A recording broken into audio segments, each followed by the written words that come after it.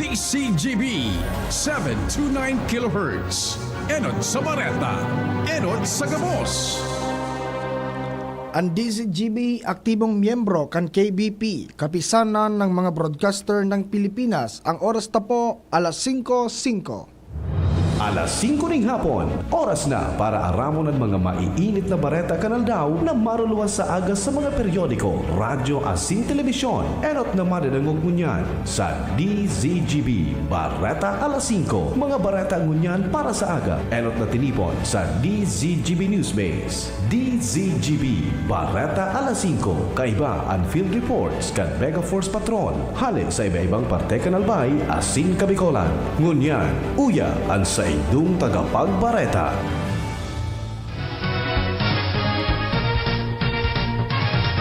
Maray na hapon mga tugang, aldaw ngunyanin Webes. Ini na po ang darakula niya tong bareta ngunyan para sa aga. Mga baretang maruluwa sa mga dyaryo nasyonal. Alagad enot na nindong madadangog sa radyo DZGB. Bareta alas 5. Ako po ang sa indong kaibahan, Joshua Bino.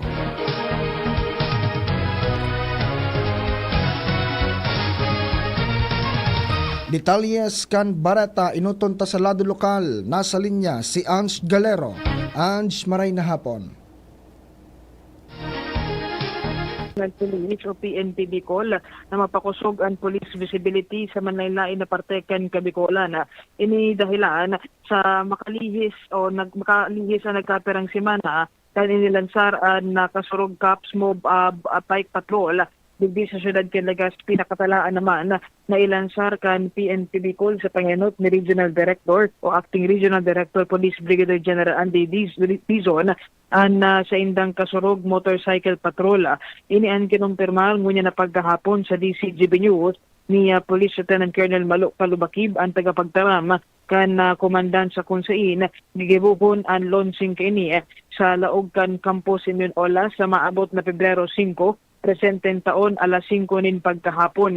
Sigun kay Kalubakib saro pa ini sa mga pigibong espersos mo niyan ni Dizon para maibalik talaga ang trabaho ang mga kapulisan sa komunidad mapahilingan sa indang pagtabang sa mga residentes lalo na digdi sa syudad kan Legazpi sa pagbunuan man kan Daraga. Piglalaoman, nadakol naman ng mga kapulisan ang nakakasabay sa deployment kan motorcycle patrol. Asin sinabi man nila nakadugangan ini sa enot naman ng mga motorcycle patrollers kan PNP na pinuunan kan mga nakalihis pang taon. Naglalaom ngunyan ang komandan sa kan PNP Bicol na sa pagi kan siring na bagay mas magiging kampante ang komunidad sa tabang asin presensya ng kapulisan para masiguro ang sa indang kaligtasan. Nagdag na pareta, Ange Galero, DCGB. Salamat, Ange. Bareta niya to sa lado nasyonal. Pinatanidan kan Catholic Bishops Conference of the Philippines o CBCP ang napubliko laban sa nagsusulong kan People's Initiative. Sinabi ni CBCP President asin Caloocan Bishop Pablo Virgilio David na nahahadit ang kadaklan na obispo dahil ang nasabing People's Initiative na ipigsusulong kan nagkapirang kongresista da ipigpapanginutan kan mga ordinaryong individual. Dagdag pa niya na malinaw na sarong klase nin panlalansi sa mga tao ang mga nagsusulong kan nasabing People's Initiative. Daiman dapat magkumpiyansa ang Commission on Election o COMELEC dahil sigurado na sa mga masunod na aldaw mas dakol ang mga mabalong isulong ang charter change. Mahigot na kinontra kan mga legislador sa Mindanao ang hirit ninda dating Presidente Rodrigo Duterte asin dating House Speaker ng Unyan Davao del Norte Representative Pantaleon Alvarez na isiblag ang Mindanao sa Pilipinas. Sigon kay House Majority Leader asin Zamboanga City 2nd District Representative Manuel Jose Dalipe, dai ikakarahay kan Pilipinas asin sa ekonomiya an idea kung sain baka madihado sana ang Mindanao.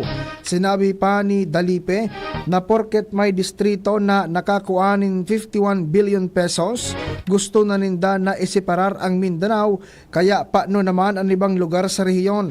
Sinabi naman ni Camiguin Representative Jordin Romualdo na kontra ini sa prinsipyo kan pagkasararo sa bilog na nasyon, asin pakaraw na sinabi na makanos hilingon ang seal kan kamara kon mababawasan nin sarong star. Para kay Cagayan de Oro Representative Rufus Rodriguez, dapat pondohon ang siring na proposal na makakaapekto sa ipigbubusol na makusog asin nagkakasararong Pilipinas, siring man sa pagpreserbar kan katatagan kan teritoryo. Apilar ni Rodriguez, tawanin tsansa si Presidente Ferdinand Bongbong Marcos Jr. na panginutan ang nasyon, kaibahan na ang Mindanao.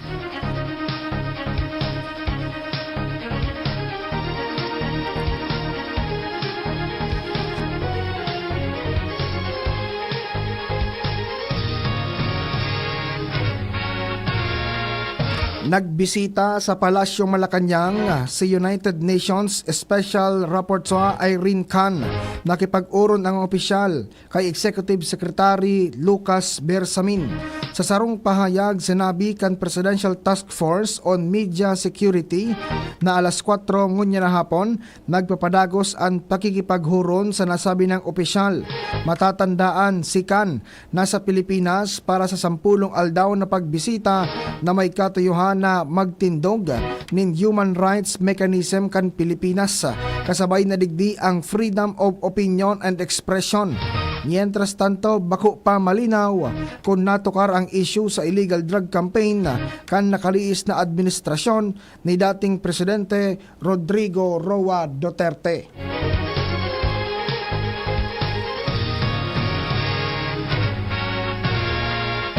Nanindugan si National Security Advisor Secretary Eduardo Año na dainin basihan sa international law ang paurutro na pahayag kan China sa Baho de Masinloc sa West Philippine Sea. Tinawan doon kan opisyal na ang Baho de Masinloc na 124 milya ang distansya sa Luzon mainland, nasa laog nin 200 mile Executive Economic Zone kan nasyon, asin integral na parte kan Philippine Archipelago bilang parte kan munisipyo kan Masinloc, Zambales. Sigun sa opisyal, base sa 1734 Pedro Murillo Villar de Map kan Espanya, kasabay ang Baho de Masinloc sa teritoryo kan Pilipinas. Kasabay man ang Baho de Masinloc sa Census of Islands na ginibong kan Estados Unidos kan isuko kan Espanya ang Pilipinas sa irarom kan 1898 Treaty of Paris. Paliwanag pa kan opisyal, ang 2016 Arbitral Award nakaangkla sa United Nations Convention on Law of the Seas. Iyon epektibong nagbasura sa anumang historical claim kan China sa Baho de Masinloc. Dahil digdi, dainin diretsyon na magkaigwanin law enforcement operations ang ibang nasyon sa Baho de Masinloc, asin dainin anumang pahayag o illegal na aksyon kan anumang estado ang nakapagpabago kan katotohanan na ini.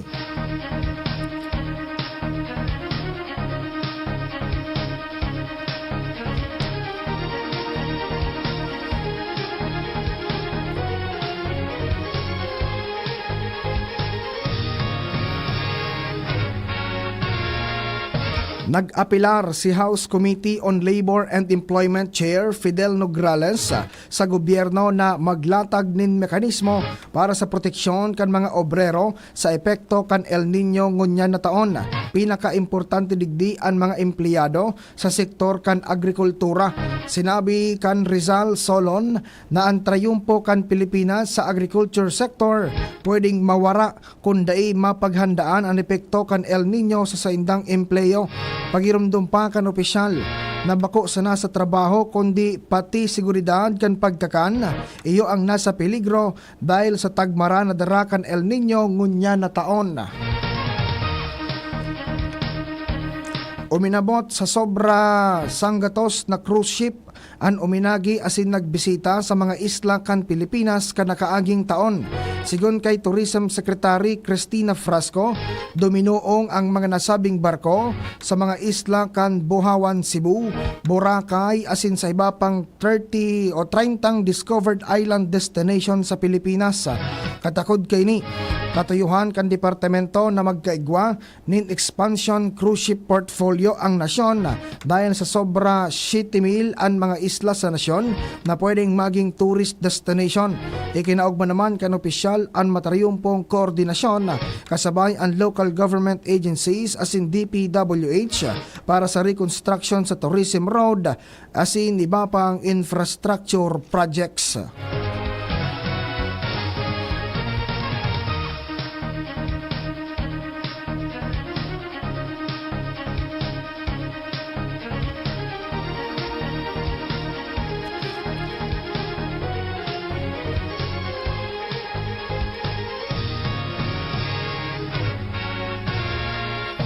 Nagtutubod si Senador J.V. Ejercito na makakatabang ang pagbugtak nin Bulacan Airport City, Egozone and Freeport area para ma-decongest ang Metro Manila asin makabilog nin mas dakol na oportunidad sa mga rural areas.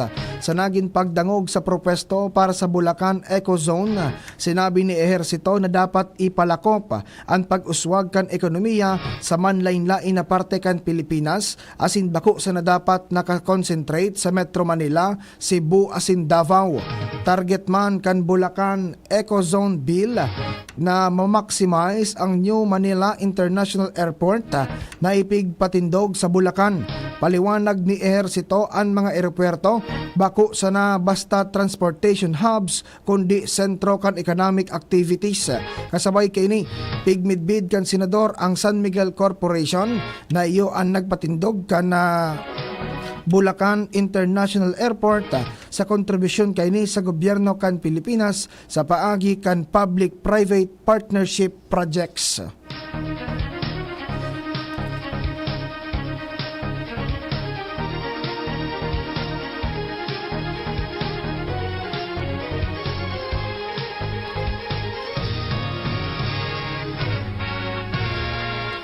Kinumpirmar kan Department of Social Welfare and Development o DSWD na suminakat na sa sobra 87 million pesos ang kantidad kan humanitarian assistance na naitao kan ahensya sa pamilyang apektado kan mga pag-uuran asin pagbaha dara kan share line sa Mindanao.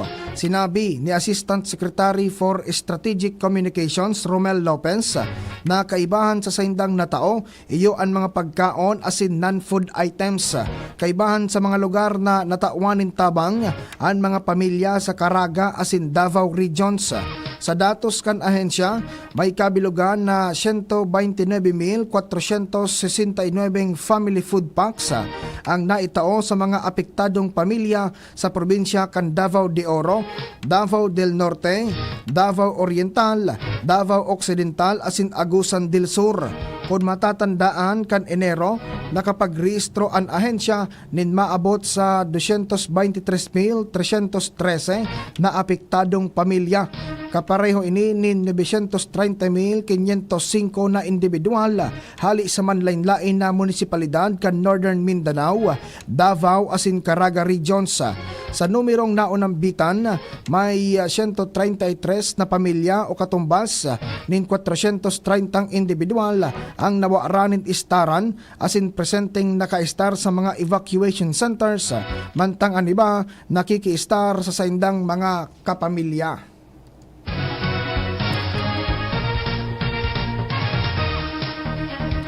Mantinidong hababa sa 200 pesos ang kada kilo kan farm gate price kan orig.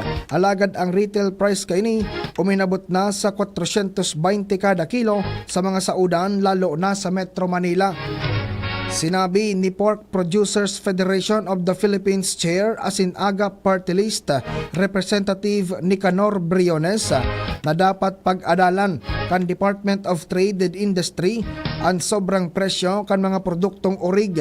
Sinabi niya na ang retail price dapat 320 sana, asin ang liempo nasa pagultanan kan 350 asin 370 pesos kada kilo, kaya naman overpriced na ang presyong 420 pesos.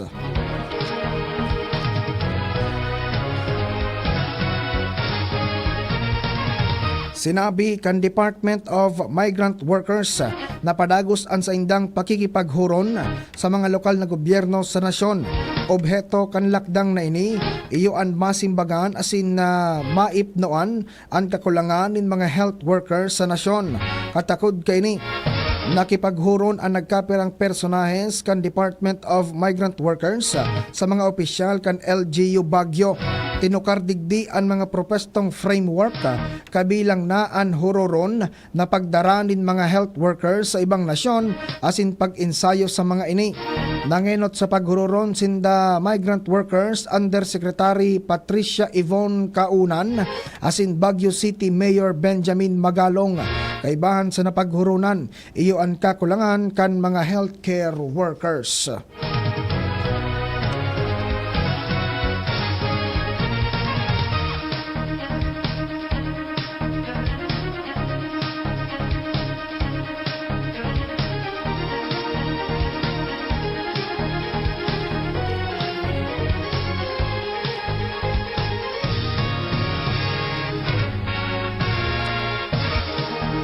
Rinibong trabaho ang pig-oopresir kan Israel sa mga Pinoy ngunyan na taon.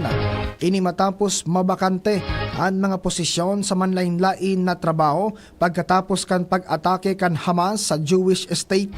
Sigon kay Ambassador Ilan Flas, pigsiguro ninda na matawan ang mga Pilipinong handang magtrabaho sa Israel nin matanos na sweldo asin tabangan sa mga proseso.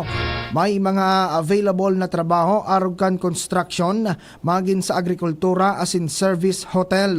Kung matatandaan kan Hunyo 2023, nagpromisa si Floss na sisimbagan ang nasabi ng pangangaipo asin sinabi na ang gobyerno kan Israel nang nagagibo na nin lakdang para mapakarhay ang mga issue.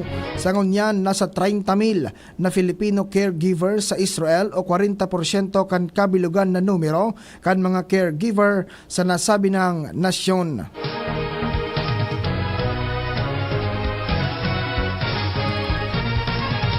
Nakipagtabangan ang Department of Science and Technology, Philippine Textile Research Institute sa Army Support Command o ASCOM para bumilog ni na combat uniforms na gibo sa locally sourced as in sustainable materials arog kan na bamboo, banana fiber as in Philippine cotton. Bilang parte kan 2024 Philippine Tropical Fabrics o PTF Month na may temang Spinning Innovations. Sinabi kan departamento na ang inisyatiba ang inapod na Philippine Camouflage, Optical, Mechanical, Ballistic and Armored Textiles o Combatex Program. Ginibo bako sana para pakusugon ang pagtitiwala sa sadiri kan nasyon kundi bilang depensa asin pakusugon ang lokal na industriya kan tela.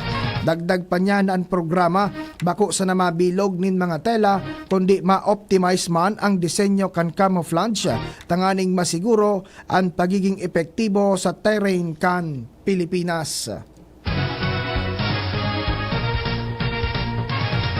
Sinabi kan Commission on Elections na ang mga signature sheet na isinumitir sa mga lokal na opisina kan Commission on Election o COMELEC wara nin expiration. Alagad tinakwan doon kan komisyon na kaipuan amyendahan mo na kan poll body ang mga patakaran sa People's Initiative o PI bago ini magamit. Sinabi ni COMELEC Chairman George Erwin Garcia na warang timeline kung noarin matatapos kan COMELEC panel ang revision kan Resolution 10650 na namamahala sa People's Initiative. Ang sa indang pigtututukan ngunyan, iyo ang voter registration poon sa Pebrero 8 sagkod Setyembre 30. Magin ang pagbakal ng mga kagamitan para sa May 2025 midterm elections. Matatandaan na sinuspindir kan Comelec and Bank kan Lunes ang gabos na mga proceedings katakod sa signature campaign para amyendahan ang konstitusyon sa paagi kan People's Initiative kaibahan ang pag-ako nin signature sheets sa ngunyan 209 distrito hali sa kabilugan na 254 ang nagsumitir nin mga forms asin pirma. Sinabi ni Garcia na 7 milyon na pirma ang naisumitir asin naresibi kan mga lokal na opisina kan Comelec.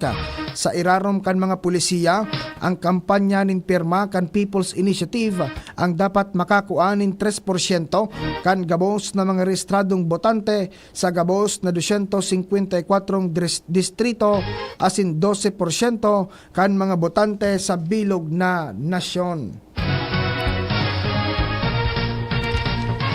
Panhuring bareta sa lado nasyonal.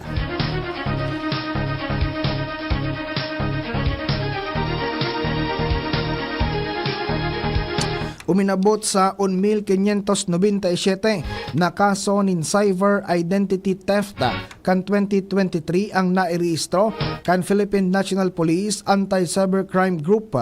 Sigun kay PNP Anti-Cybercrime Group o PNP ACG Response Unit Chief Police Colonel J. Guillermo, mas halangkaw ini nin 12.2% kumpara sa 1,402 na kaso kan taong 2010 dai nakipagtabangan ang complainant dahil sa pagpalyar na magsumitir nin requirements mantang ang iba nag-atras. Napag-araman ng cyber identity theft nangyari kung ang sensitibong impormasyon kan sarong individual naglakop sa paagi kan phishing, scams o dahil sa pagda-download nin malicious software. Dahil kay ni nakukompromiso ang mga ATM kan mga biktima, nagkakaigwanin data breach sa mga website asin nahahak ang saindang mga social media accounts. Yan po mga tugang ang mga bareta nyato ngunyan para sa aga. Digdi po sa bareta alas 5. Nems Flora sa lado technical, katuwang sa IT si Jerome Martinez, sa production Shara May Leron.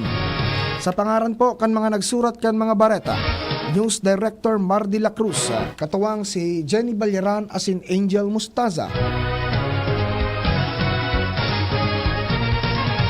Ako po ang sa indong nakaibahan sa pagbabareta. Ako po si Joshua Bino. Salamat kan sa indong pag-antabay. Pag nasunod ko tong behind the back.